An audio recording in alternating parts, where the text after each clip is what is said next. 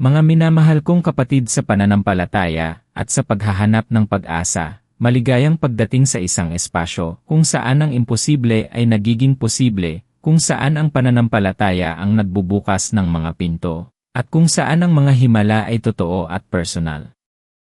Narito tayo ngayon upang dalugarin ang isang kwento na hindi lang magpapagulat sa inyo, kundi magpapatingkad din ng inyong pananampalataya, magpapalalim ng inyong pag-unawa sa kapangyarihan ng dasal, lalo na sa mahal na Birhen, at magbibigay sa inyo ng matinding pag-asa na anumang imposibleng problema na inyong kinakaharap ngayon ay kayang lutasin. Narinig niyo ng tama, imposibleng problema.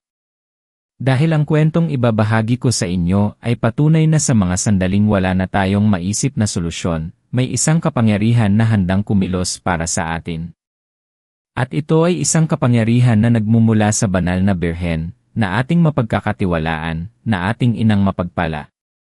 Kaya kung nararamdaman mo ngayon na nasa dulo ka na ng iyong PC, na ang iyong problema ay napakalaki at walang solusyon, o kung naghahanap ka lang ng patunay na may mga bagay na lampas sa ating pangunawa, manatili ka lang.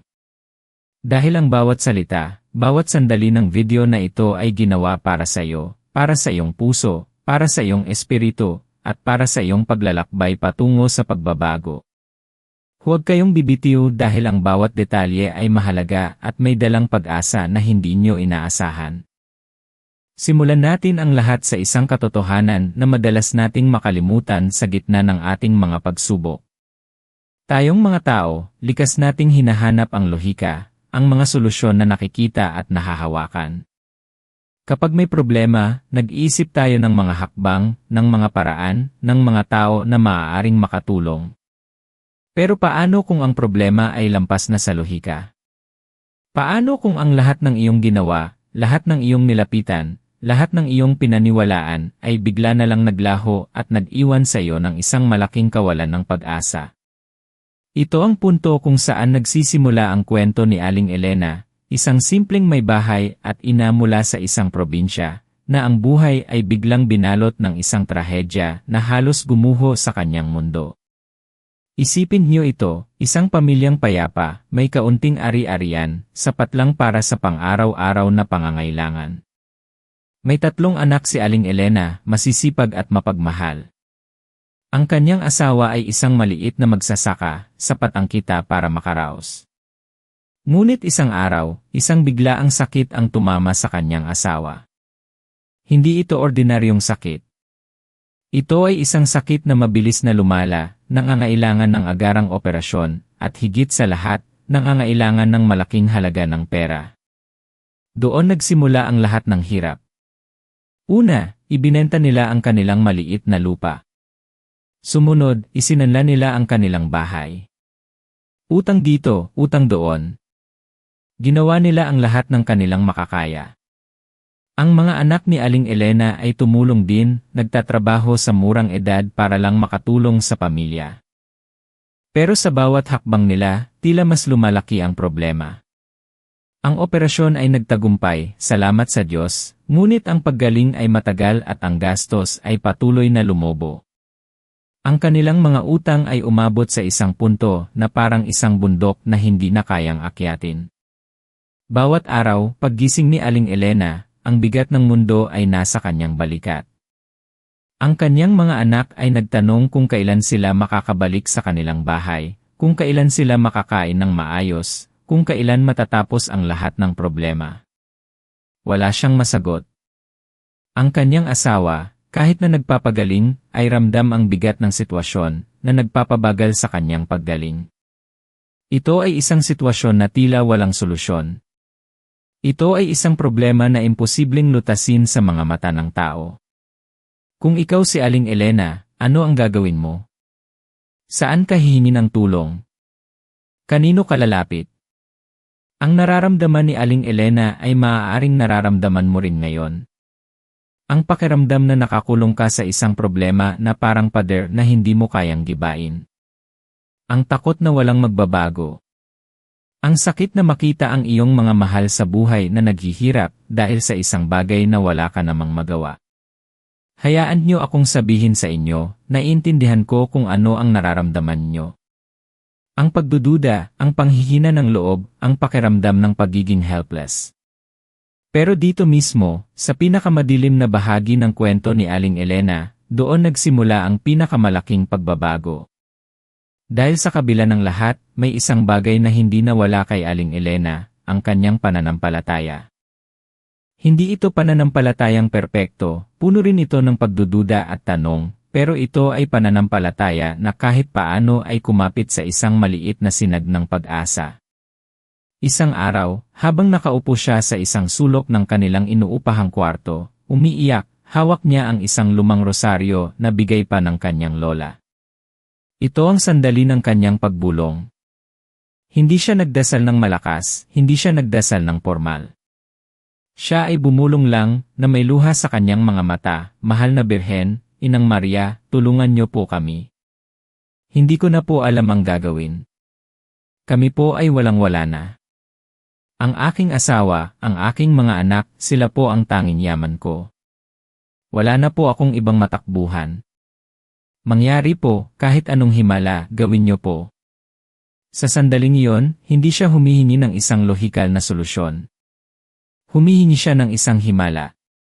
Humihingi siya ng interbensyon na lampas sa pangunawa ng tao.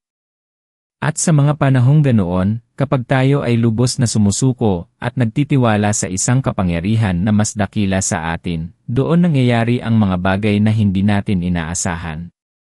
Pero dito nagiging interesante ang lahat. Hindi agarang nagbago ang sitwasyon. Walang biglaang may dumating na pera. Walang biglaang milagrong gumaling ang kanyang asawa. Ang nangyari ay isang serye ng maliliit na pangyayari na sa simula ay hindi niya nakita bilang mga himala. Ang una ay ang pagdating ng kanyang matagal nang hindi nakakausap na pinsan.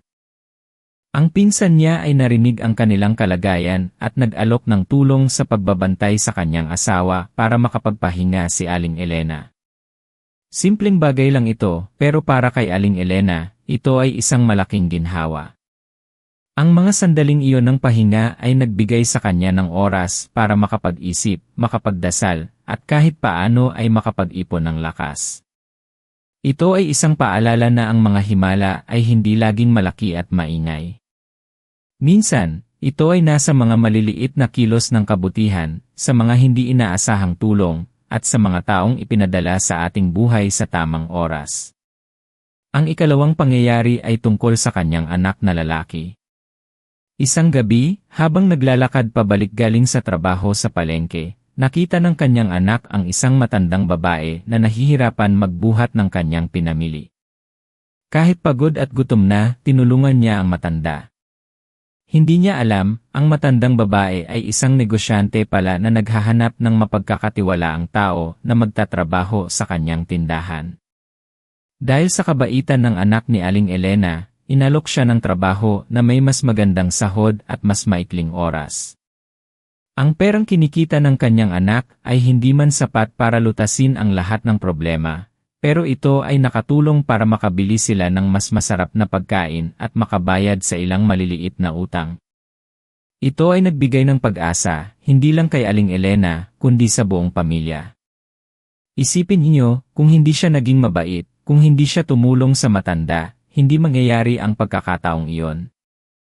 Nagpapakita ito na ang ating mga mabubuting gawa, gaano man kaliit, ay may kakayahang magbalik sa atin ng mga biyaya sa mga paraang hindi natin inaasahan. Gusto kong huminto tayo sandali at tanungin ang ating mga sarili. Sa iyong buhay ngayon, mayroon bang imposibleng problema na tila sumisira sa iyong kapayapaan? Isang problemang pinansyal na parang walang katapusan. Isang problema sa kalusugan na tila hindi na kayang pagalingin. O kaya ay isang problema sa pamilya na parang sirang-sira na ang lahat. Kung meron, gusto kong malaman mo na hindi alin nag-iisa. Maraming tao ang nakakaranas ng mga ganitong pakiramdam. At ang unang hakbang para sa anumang pagbabago ay ang pagkilala sa ating sitwasyon at pagpapahintulot sa sarili na humingi ng tulong, hindi lang sa tao, kundi sa isang kapangyarihang mas mataas. Kung ang kwentong ito ay tumatago sa inyong puso at nararamdaman niyong may pag-asa pa, sabihin niyo sa akin sa mga komento kung saan kayo nanonood at kung ang mensaheng ito ay tumatagos sa inyong puso. Malaking tulong ito para maunawaan ko ang ating pamilya dito at makalikha ng mas marami pang nagbabagong nilalaman. Ngayon, balik tayo kay Aling Elena. Sa kabila ng mga maliliit na biyaya, ang malaking problema sa utang at sa pagkakasanla ng kanilang bahay ay nananatili pa rin. Ito ang pinakamatindi sa lahat. Bawat gabi, umiiyak pa rin siya sa ilalim ng kanyang kumot, nagtatanong kung kailan matatapos ang lahat. Pero sa bawat pagdasal niya, lalo na sa mahal na Birhen, tila may kakaibang kapayapaan na bumabalot sa kanya. Hindi man nawawala ang problema, pero ang kanyang puso ay nagiging mas kalmado. Ito ang tinatawag nating biyaya ng kapayapaan sa gitna ng unos. Ang kaalaman na hindi ka nag-iisa, na may nakikinig sa iyong mga dasal. At doon mismo nagbago ang lahat. Isang araw, may dumating na sulat sa kanila. Ito ay mula sa isang abogado na nagpapahayag na ang kanilang bahay, na isinanla nila, ay mayroong problema sa legalidad ng pagkakabenta. Lumalabas na ang taong bumili ng kanilang bahay ay hindi nagbayad ng buong halaga at may mga papeles na hindi naging tama. Sa simula, nag-alala si Aling Elena. Isa na naman bang problema ito? Pero ang pinsan niya, na isang dating paralegal, ay nakita ang sulat at agad na kumilos. Nag-imbestiga siya at nalaman na may lubos na pagkakamali sa proseso. Ang taong bumili ng bahay ay ginamit ang sitwasyon ni Aling Elena para makuha ang bahay sa napakababang halaga at may mga iligal na hakbang na ginawa. Ang buong sitwasyon ay naging isang legal na laban. Para sa karaniwang tao, ang legal na laban ay isa pang malaking problema. Pero sa puntong ito, tila pinagsama-sama ng tadhana ang lahat ng nangyari. Ang pinsan niya ay naging katuwang nila, walang bayad, dahil sa pagmamahal sa pamilya. Ang pamilya ng kanyang asawa, na matagal nang hindi nila nakausap dahil sa sama ng loob sa isang lumang away, ay narinig ang kanilang sitwasyon at lumapit upang tumulong. Nag-ambag ng kaunting pera para sa mga gastusin sa korte at sa pagbili ng mga dokumento. Ito ay isang pagbabalik ng pamilya, isang pagkakataon para sa pagpapatawad at pagkakaisa, na nagbigay ng higit pa sa material na tulong. Nagbigay ito ng sikat ng araw sa kanilang madilim na sitwasyon. Ang legal na proseso ay tumagal ng halos 1 taon. Sa bawat pagdinig, sa bawat pagsubok, si Aling Elena ay patuloy na nagdasal. Patuloy niyang kinakausap ang mahal na Birhen, ibinubuhos ang kanyang puso, ang kanyang mga takot, at ang kanyang mga pangarap. May mga araw na pakiramdam niya ay susuko na siya, na wala na silang laban. Pero sa bawat pagkakataon, may isang maliit na palatandaan, isang salita mula sa kanyang pinsan, isang ngiti mula sa kanyang mga anak, o isang simpleng sulyap sa larawan ng mahal na Birhen na nagpapabalik sa kanyang lakas. Ito ang kapangyarihan ng pananampalataya, na sa pinakamadilim na oras, ay nagbibigay ng ilaw na sapat para makita mo ang susunod na hakbang. At sa wakas, dumating ang araw ng desisyon. Ang korte ay nagpasya pabor kay Aling Elena at sa kanyang pamilya. Hindi lang nabalik sa kanila ang kanilang bahay, kundi inutusan din ang taong bumili nito na bayaran ang lahat ng pinsalang naidulot, kasama na ang interest sa mga nakaraang taon. Ito ay isang kagulat-gulat na desisyon. Isang desisyon na nagpabago sa lahat. Ang utang na tila walang katapusan ay nabayaran, at ang kanilang bahay ay nakabalik sa kanilang pangalan. Ang imposible ay naging posible. Ang dasal sa Maria ay naglutas ng imposibleng problema. Hindi ito nangyari sa isang iglap, pero nangyari ito sa isang paraan na nagpakita na ang kapangyarihan ng Diyos, sa pamamagitan ng intersesyon ng mahal na Birhen, ay mas dakila kaysa sa anumang hadlang na kinakaharap natin. Ang kwento ni Aling Elena ay hindi lang isang kwento ng himala. Ito ay isang kwento ng pagtitiyaga, ng pananampalataya, at ng pag-asa. Ito ay isang patunay na kahit gaano kalaki ang iyong problema, gaano man ito kahirap, mayroong pag-asa. Mayroong solusyon. Pero ang solusyon ay madalas na hindi natin nakikita sa simula. Hindi ito dumarating sa paraang inaasahan natin. Kailangan ng pananampalataya na magtiwala na ang lahat ay may layunin, na bawat hirap ay may kaakibat na biyaya, at na ang pagdarasal ay hindi lang paghingi, kundi pagtitiwala. Ngayon, gusto kong pag-usapan natin kung paano mo ito maisasabuhay. Kung paano mo magagamit ang aral mula sa kwento ni Aling Elena sa iyong sariling mga imposibleng problema. Ang unang mahalagang punto ay ang pagtitiwala. Madalas, ang ating problema ay hindi lang ang sitwasyon mismo, kundi ang kawalan natin ng tiwala na mayroong magandang mangyayari. Ang pagdududa ang ating pinakamalaking kalaban. Kapag tayo ay nagdududa, sinasarhan natin ang ating sarili sa mga posibilidad. Sinasarhan natin ang mga pintuan ng biyaya. Kaya't ang una mong kailangan ay ang magtiwala. Magtiwala sa Diyos. Magtiwala sa mahal na Birhen. Magtiwala na may isang plano, na may isang solusyon, kahit hindi mo pa ito nakikita. Ito ay hindi madali. Nangangailangan ito ng ehersisyo, ng patuloy na pagdarasal, at ng patuloy na pag-isip ng positibo. Pangalawa, ang patuloy na pagdasal. Gaya ni Aling Elena, hindi siya sumuko sa pagdarasal. Hindi siya nagdasal ng isang beses lang. Nagdasal siya araw-araw, gabi-gabi, sa bawat oras ng kanyang paghihirap. Ang dasal ay hindi lang isang listahan ng mga kahilingan. Ito ay isang komunikasyon. Ito ay isang pakikipag-ugnayan sa isang kapangyarihang mas dakila sa iyo. Sa bawat dasal, lalo mong pinapalalim ang iyong koneksyon, lalo mong pinapagtibay ang iyong pananampalataya. At sa bawat dasal na binubuo mo, ipinapaalala mo sa iyong sarili at sa universo na naniniwala ka pa rin sa mga himala. Huwag kang susuko sa pagdarasal.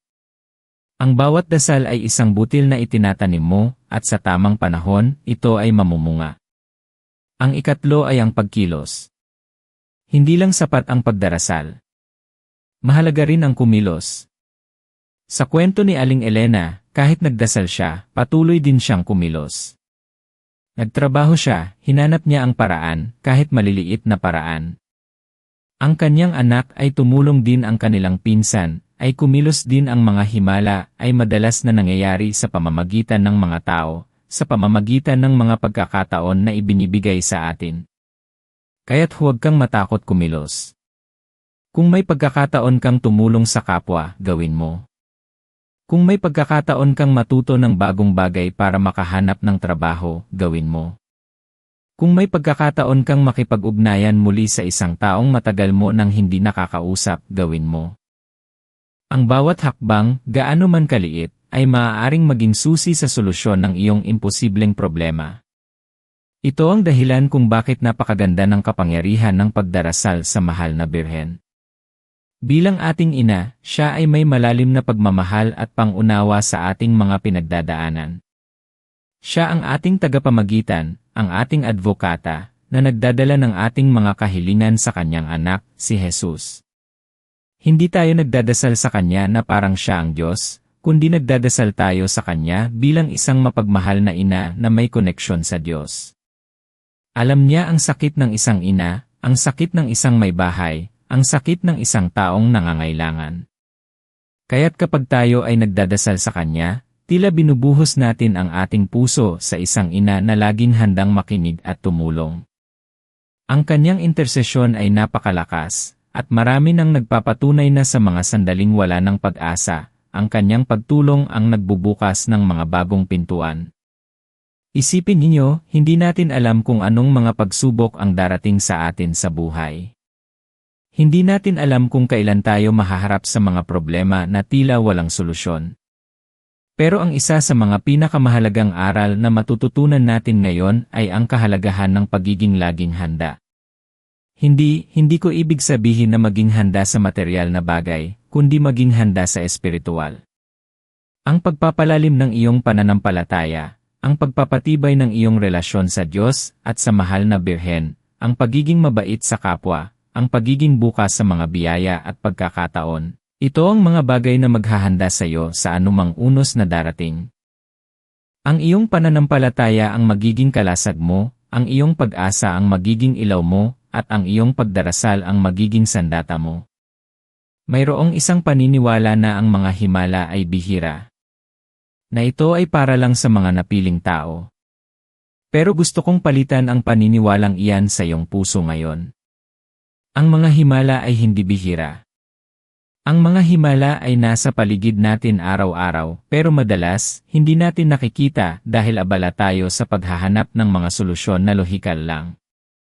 Ang pagngiti ng isang estranghero sa iyo, ang isang tawag mula sa isang kaibigan sa tamang oras, ang isang hindi inaasahang biyaya, ang paggaling ng isang sakit na tila hindi nagagaling, lahat ng ito ay mga himala. Ang kailangan lang ay ang buksan ng ating mga mata, ang ating mga puso, at ang ating mga isip sa posibilidad na ang Diyos ay patuloy na kumikilos sa ating buhay, sa mga paraan na hindi natin lubos na nauunawaan. Ang kwento ni Aling Elena ay isang paalala na ang iyong halaga ay hindi nakasalalay sa iyong mga problema. Hindi ka binibigyan ng Diyos ng mga problema na hindi mo kayang dalhin. Ang bawat pagsubok ay may layunin. Ito ay ginagamit para palakasin ka, para turuan ka, para ipakita sa iyo ang iyong sariling lakas na hindi mo alam na nasa iyo pala. Ikaw ay ginawa para sa isang bagay na pambihira. Ang iyong buhay ay mahalaga, at ang iyong kwento ay hindi dito nagtatapos. Ang iyong pinakamahusay na bersyon ay darating pa, at ito ay sa pamamagitan ng pagharap sa mga pagsubok na ito ng may pananampalataya at pag-asa. Huwag kang matakot na bumulong, na umiyak, na humingi ng tulong.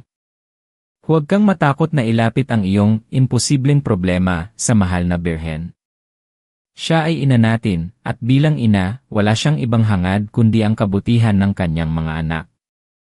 Ang bawat butil ng rosaryo na dinarasal mo, ang bawat salita ng Aba Ginoong Maria na binibigkas mo, ay isang paalala na hindi ka nag-iisa. Na may nagmamahal sa iyo. Na may nagmamalasakit sa iyo. At na mayroong kapangyarihan na handang kumilos para sa iyo, kapag ikaw ay nagtitiwala at sumusuko. Sa mga sandaling ito, gusto kong isipin mo ang iyong imposibleng problema. Ang problemang iyan na tila bumabagabag sa iyong puso, sa iyong isip, sa iyong kaluluwa. Isipin mo ito at ngayon, isuko mo ito. Isuko mo ito sa mahal na Birhen. Hayaan mong siya ang magdala nito sa kanyang anak. Hayaan mong siya ang maging iyong tagapamagitan. Pakiramdam mo ang bigat na umaalis sa iyong balikat. Hindi dahil nawala na ang problema, kundi dahil ibinigay mo na ito sa isang kapangyarihan na mas dakila sa iyo, sa isang inang may kakayahang kumilos ng mga himala. Kaya't sa pagtatapos ng ating paglalakbay ngayon, tandaan mo ito, ang iyong potensyal ay higit pa sa iyong naiisip. Ginawa ka para sa isang bagay na pambihira. Ang iyong kwento ay hindi dito nagtatapos. Ang pinakamahusay na bersyon mo ay darating pa, at nasa iyo na ang lahat ng kailangan mo sa iyong kalooban para harapin ang anumang pagsubok. Ang mahal na Birhen ay laging nariyan, naghihintay, nagmamahal, at handang tumulong. Ang kailangan lang ay ang buksan mo ang iyong puso at maniwala. Maniwala sa kapangyarihan ng dasal. Maniwala sa kapangyarihan ng himala. At maniwala sa kapangyarihan ng isang inang laging nagmamahal. Ngayon, gusto kong samahan niyo ako sa isang dasal. Isang dasal na nagpapatibay ng ating pananampalataya, nagdadala ng kapayapaan sa ating mga puso, at nagbubukas ng pintuan sa mga himala. Ilagay ninyo ang inyong mga kamay sa inyong dibdib, ipikit ang inyong mga mata, at damhin ang presensya ng mahal na Birhen sa atin. O mahal na Birhen Maria, Ina ng Diyos at Ina namin, kami po ay lumalapit sa inyo ngayon na may pusong puno ng pag-asa at pananampalataya. Ina naming mapagpala, kayo po ang aming kanlungan sa gitna ng unos, ang aming bituin sa kadiliman, at ang aming pag-asa sa mga sandaling kami ay nawawalan ng pag-asa. Sa inyong mapagmahal na puso, idinudulog po namin ang aming mga imposibleng problema. Ang mga pasanin na tila hindi na namin kayang dalhin. Ang mga alalahanin na bumabagabag sa aming isip. Ang mga sakit na humahawak sa aming kaluluwa. Ina naming Maria, tulungan po niyo kami na magtiwala ng buong puso sa kapangyarihan ng inyong anak, si Jesus. Sa pamamagitan ng inyong makapangyarihang intersesyon, idulog po ninyo ang aming mga kahilingan sa Kanya. Humihingi po kami ng himala. Hindi ayon sa aming kalooban, kundi ayon sa kalooban ng Diyos, na laging para sa aming ikabubuti. Ina ng pag-asa, palakasin po niyo ang aming pananampalataya kapag kami ay nanghihina. Bigyan po niyo kami ng kapayapaan kapag kami ay nag-aalala. At bigyan po niyo kami ng lakas ng loob na patuloy na kumilos at magtiwala, kahit hindi pa namin nakikita ang solusyon. Maraming salamat po, mahal na Birhen, sa inyong walang sawang pagmamahal, sa inyong pangunawa, at sa inyong patuloy na paggabay. Naniniwala po kami na wala pong imposible sa Diyos, at sa pamamagitan ng inyong panalangin, ang mga imposible ay magiging posible. Naway ang aming mga puso ay laging mapuno ng pag-asa, pagmamahal, at pananampalataya sa inyong makapangyarihang tulong. Ina ng aming mga himala, ipanalangin mo kami. Sa ngalan ng Ama, ng Anak, at ng Espiritu Santo. Amen. Maraming salamat sa inyong pagsama sa akin sa mahalagang paglalakbay na ito. Umaasa ako na ang kwento ni Aling Elena at ang mensaheng ibinahagi ko ay nagbigay sa inyo ng bagong pag-asa at inspirasyon para harapin ang inyong mga hamon. Kung nakaramdam ka ng pagbabago, kahit maliit, o kung ang mensaheng ito ay nakatulong sa iyo, isang malaking pabor ang hihilingin ko. Ibahagi mo ang video na ito sa iyong mga mahal sa buhay, sa iyong mga kaibigan, sa sinumang kilala mong nangangailangan ng pag-asa at ng himala sa kanilang buhay.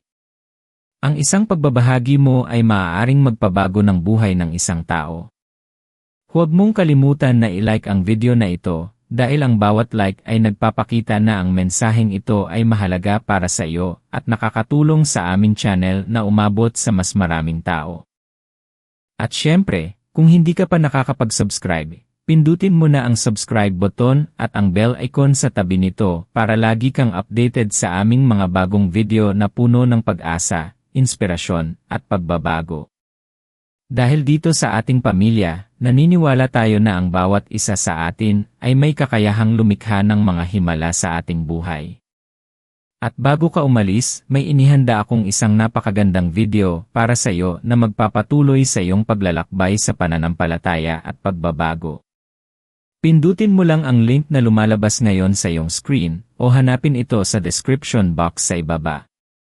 Ito ay isang pagpapatuloy ng ating usapan tungkol sa paghahanap ng kapangyarihan ng dasal sa mga oras ng matinding pagsubok. Kaya't manatili kang may pag-asa, manatili kang matatag sa pananampalataya, at laging tandaan na ang mahal na Birhen ay laging nariyan para sa iyo. Hanggang sa muli mga kapatid. Pagpalain kayo ng Diyos at ng mahal na Birhen.